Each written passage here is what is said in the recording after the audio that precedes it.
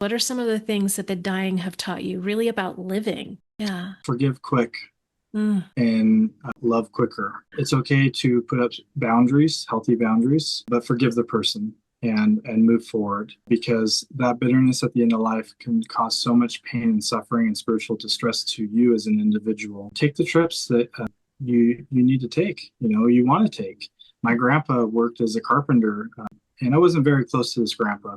It was my mom's dad, and he wasn't always the best grandpa. But one gift of the dying that I learned from him is he worked as a carpenter for the school district, and he almost never took a sick day. And back then, they let you keep your PTO and they would pay it out. Mm. And so he never took the trips with my step grandma. He never went on vacation.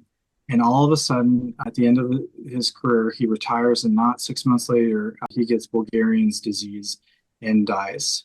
He didn't get to spend that money, and it was all wasted in the sense that he could have been taking those trips and making those memories. And so that reminded me, it's worth the cost to go camping with your family or go to the ocean and spend time with your feet in the sand. Yeah. Go say the things, even if they're uncomfortable, that you want to say. Another thing is talk about the end of life with your family and your wishes. Get an advance directive. If you're terminally sick, get a physician's order for life-sustaining treatment. Talk about DNRs. I've had individuals who were DNR, do not resuscitate. And typically elderly, when they do that, it's such a small chance. There's usually brain damage if they are recovered, and usually, it fractures their chest a lot of times.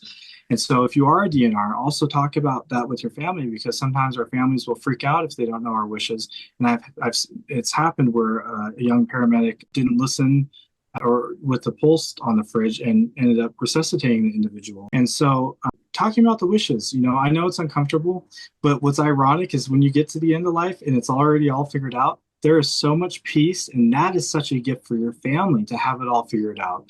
And so, time and time again, we always laugh about family dynamics in hospice and all over the place in times of crisis.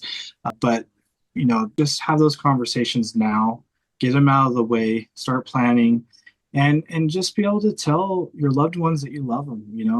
Even if you're tired, make that phone call, send that text. Sometimes when it comes to suicide, you can do everything possible